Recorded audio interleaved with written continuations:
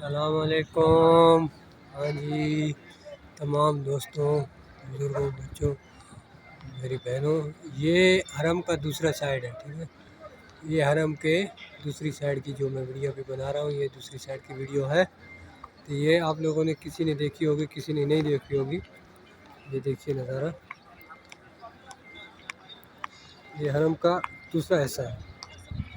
एक तो मताफ के अंदर में होता है, एक बार शामिया की तरफ है। ये पूरा नया बना हुआ है। इसमें अभी हाजी धीरे धीरे आ रहे हैं। ये वो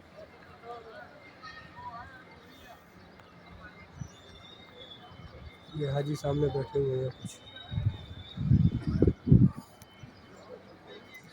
मैं इसका अंदर का वीडियो भी थोड़ा सा दिखा देता हूँ।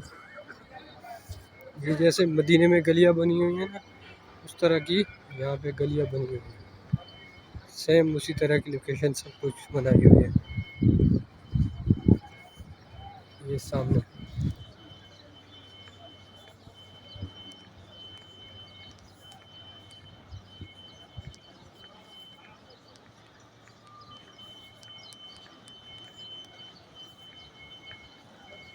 ये हाजी है।